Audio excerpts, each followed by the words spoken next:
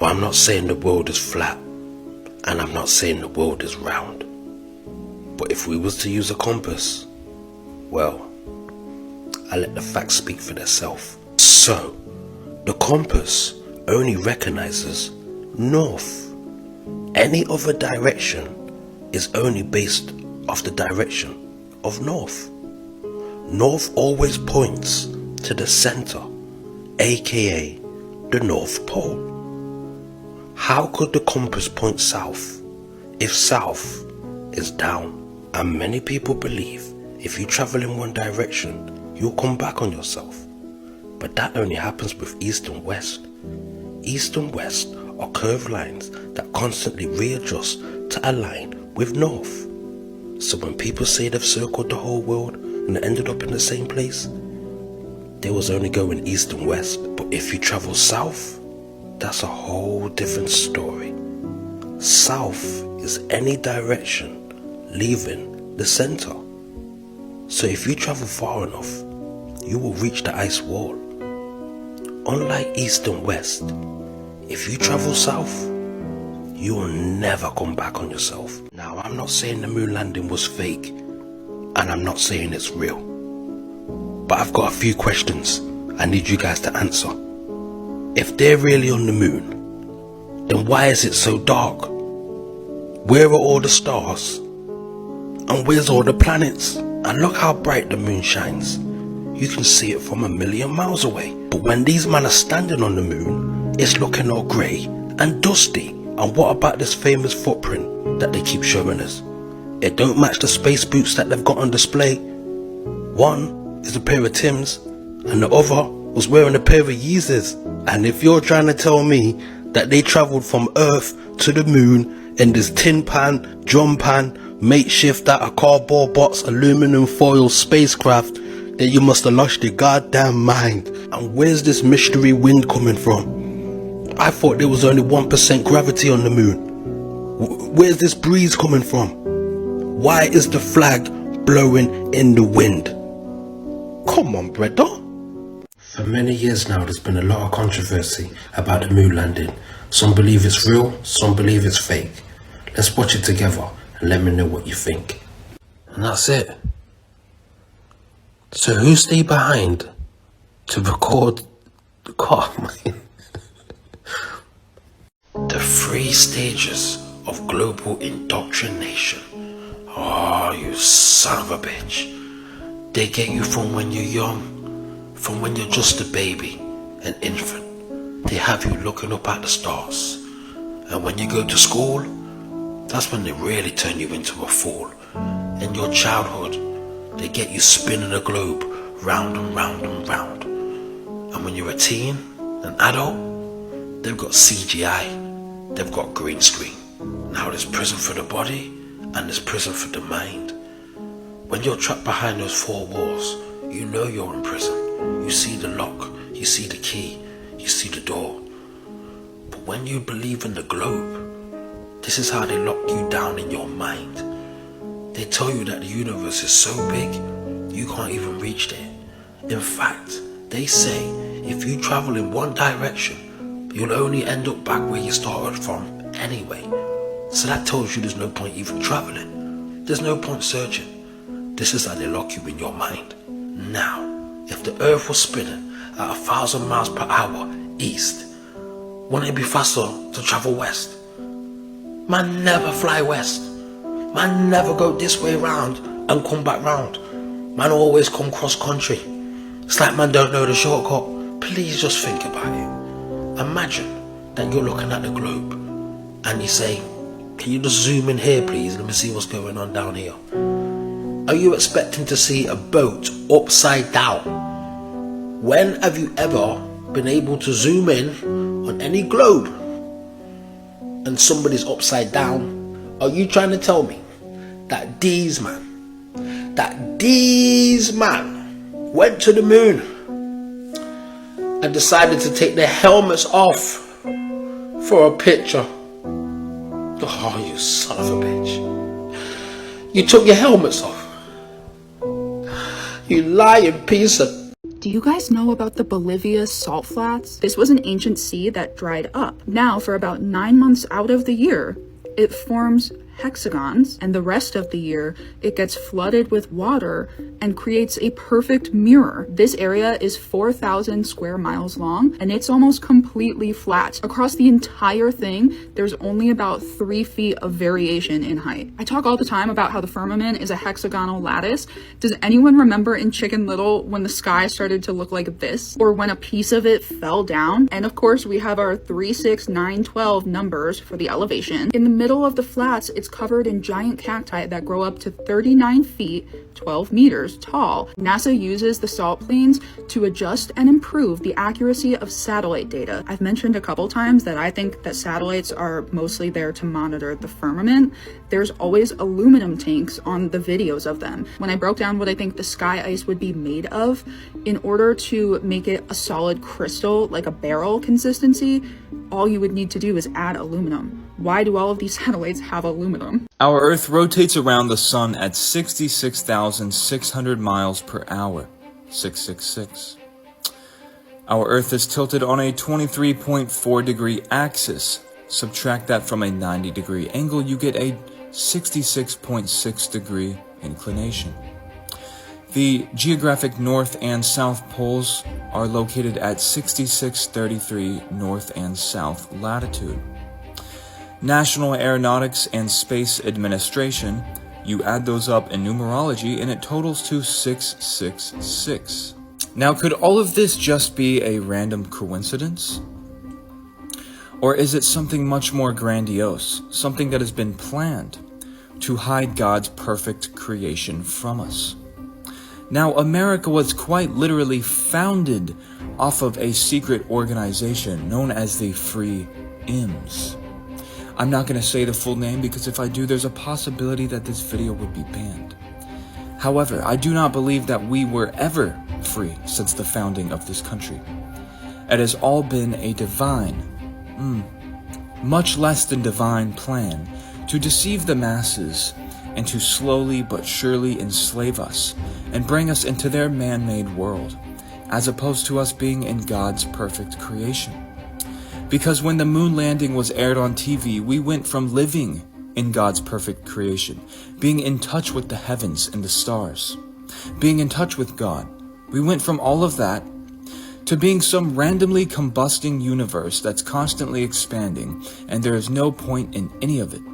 Hey, look, man, I've got a serious question, okay? You know the Chicago skyline, right? Well, it's 59 miles across, okay? Right here on Google, it says, giving the Earth's curve, it should be 2,320 feet below the horizon, but you can see it, obviously. This right here is 56 miles. This is using the Earth curve calculator. 2,000 feet should be covered by the curve, yet we can still see this. You know what else is cool? That one of these NASA documents right here. I'm not going to take anything out of context, but a flat, non-rotating Earth. Alright, y'all just go read that and see for yourselves. So the Willis Tower right there is 1,451 feet, right? And it's supposed to be 2,000 feet below sea level. So that means that it should be 500 foot above it. So how is that possible? Everybody that's over here talking about flat earth and stuff, I gave you guys a taste of what I know just to see how people would react. So all the planets are flat. They're not planets. That's the thing. They're little balls of energy. If you actually I have a telescope. If you go outside and you look at a planet through a telescope, it's not the way they interpret it on the internet. And the firmament is real. Like, if you're a Christian and you don't think the earth is flat, you're a walking contradiction. Genesis literally states that separating the waters from the earth and the heavens. That's a firmament. It says the firmament. So, I'm an 80s kid. I grew up being taught that the world is round. And, however, I am critically thinking and starting to accept the concept of the flat earth. And, however, the James Webb Telescope was casting some doubt on that because where did they send it if there is a firmament, and where were they getting all those crazy pictures? But then my critical thought came into play, and I thought, okay, well, NASA creates the illusion, the moon landing was fake. I do believe that. So if they can do that, then they can make these crazy pictures and deceive that way. That's why they hide the flat earth. They want you just to think you're a globe floating around in space, nothing special about you. You were an accident. When God intentionally put us here, he intentionally created us, and he loves us, and he made us just like them. So that is what I have to say about that. That is why I lean towards more flat earth than I do round earth. Also, I haven't seen it. I don't trust anything I don't see anymore. If I haven't seen it myself, I don't believe it. It's a lie, because everything that they've told me is a lie. We were never meant to leave. The firmament is sealed. Ancient texts, forbidden scriptures, and hidden knowledge all whisper the same truth. Space is not what we were told. Genesis describes the firmament, a solid barrier separating the waters above from the world below. The Tower of Babel wasn't just arrogance, it was an attempt to break out of the simulation. They tried to escape. God stopped them. NASA lies. Space agencies are not exploring, they're testing the limits of our cage. The 1960s Operation Fishbowl, what were they really firing at the sky? Rockets don't go straight up, they curve, because they cannot leave. The moon landing, fabricated, the Van Allen radiation belts are half-truth. Antarctica is the key, a no-fly zone, an elite-controlled wasteland. Why? Because it's the edge. Military lockdown, the Antarctic Treaty. Every nation at war with each other, but united in guarding whatever is out there. We are inside a construct, a closed system, a prison disguised as a planet. The sky is not a gateway, it is a wall. Now, one thing I really want your generation to embrace is that the Earth is a closed system. We cannot leave the Earth. There's no place to go. Okay, so I'm going to read the inscriptions and the annotations found at the North Pole in all of those ancient maps that we've all seen, and I want to share the details of the translation data. I'll put up the screenshots and we will explore each section together, unveiling the unique texts and the potential stories that they might hold. So please like the video, repost this video, and if anything speaks to you or sticks out to you, please put it in the comments and tag someone in the comments who you think might be interested in learning more about. As we all know, Rubus Nigra is in the middle. That's representing the black rock. A very high black rock is what that translates to. Okay, the top left text right here translates to the ocean rushes through 19 entrances among these islands, forming 4 whirlpools by which it is carried perpetually towards the north, and there it is absorbed into the bowels of the earth. The rock that is beneath the pole has a circumference of about 33 leagues, it says. Septentrionalis on the right side right here, it translates to in the northern regions. They say there are islands of Bargu, as stated by a sailor in a book that he wrote. And it inclined him so much to the north that the Arctic sun appears to them to bend towards the south. Right down below it, this text translates to this whirlpool has 5 mouths. And because of its narrowness and its swift current, the whirlpool never freezes. Let me read that again. This whirlpool has 5 mouths, and because of its narrowness and its swift current, it never freezes. Let's go down to the bottom left. This island is the best island and the healthiest island of the entire northern region. This whirlpool enters through 3 mouths and remains frozen for about 3 months every year. It has a width of 37 leagues. Right here, the 3 mouths. Okay, but the bottom right is what really caught my interest. Right here translates to pygmies live here, and they are up to 4 feet tall, just like those whom they call skrælings in Greenland. So apparently there's some type of people that live here and they call them pygmies. See that? Pygmies. And they're supposedly 4 feet tall. And apparently the people in Greenland refer to them as skrælings. Skraelings. Skrælings. Now, pygmy and skrælings, I've never heard of those terms. So if you guys have any further information, please let me know, because that has me scratching my head. And so I noticed the word pygmies in this map also. By the way, if anyone has any further information on this, please feel free to put it in the comments. But on the left side, on this part over here, it reads again, pygmies are 4 feet tall and are said to live here, apparently. But it translates to, this Euripus, due to its swift current, is never frozen, as they say. This Euripus, Euripus, due to its swift current, is never frozen, so they say. So these translations describe beliefs about the ocean being carried and absorbed by 4 whirlpools in the northern regions, and there's a discussion about the positioning of the 4 islands under the Arctic Pole, considering their relation to the other islands. It describes the presence of pygmies, who are said to be these 4-foot-tall water feature-like creatures. They could be water creatures, I don't know. But there's a big, huge feature called a Euripus, which is noted for never freezing because of its rapid flow, apparently. And it indicates reference to the magnetic pole in relation to specific geographical locations, like the islands of Cape Verde and the island of Corvo. So it provides insights into the geographic features, including the description of that whirlpool, the presence of the high black rock, and the mention of the pygmies, so there is inhabitants there. The details are depicted in a consistent cartographic depiction. Dude, have y'all ever seen this map right here? Urbano Monte, man, 1500s. These creatures on here, dude, are incredible. So, but my question is, everything back in the day, the saying goes, they drew what they saw. You know what I'm saying? Drew what they saw. So, if that's really true, if they were drawing what they were sawing, what do y'all think this is right here? I mean, really, just get serious for a minute, okay? What is that? I mean, look at his little legs, man. This looks like something off Rocco's Modern Life, don't it? Or what, I Real Monsters or something like that. But what if this was really real? Just imagine, dude, being on a boat going across the ocean and seeing homeboy pull up with his little tentacles and stuff, man. What's he, like he's carrying, looks like a tire, but we know he should be a giant the size of him, depending on the ship, you know what I mean? I don't know, man. I always think these things are cool, dude. Look up here, man. Look at little dudes up here. Look at them.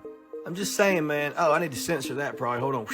They only got Mr. Cyclops, homie, right here. I'm just saying. So, question is, if you're still watching, which I know you are, were any of these creatures real?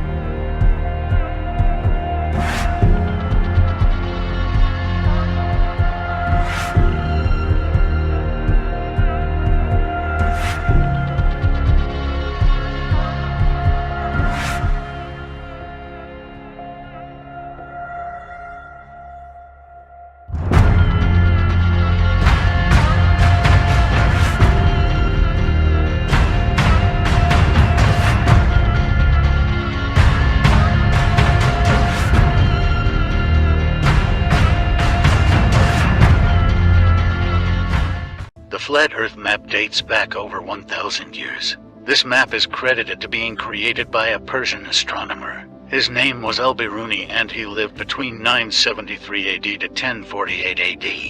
It's the official map of the United Nations and also the United States Geological Survey. It used to be present in many places before the creation of NASA and the Antarctic Treaty in 1959. Here you see it with Admiral Byrd. This map has been restored by Dmitry from Russia with suggestions of mine, Eddie Alenkar. Known by my YouTube channel Flat Earth Banjo, I asked Dmitry to include the Bermuda Triangle and Point Nemo, a place deep in the Pacific where NASA buries rockets. Then Robert Tozzi, a professional mapmaker, came along and enhanced the map even more. There are many people now selling this map online, but if you could order it from my online store, I would greatly appreciate it. Visit my online store now and order one of the items. I humbly thank you.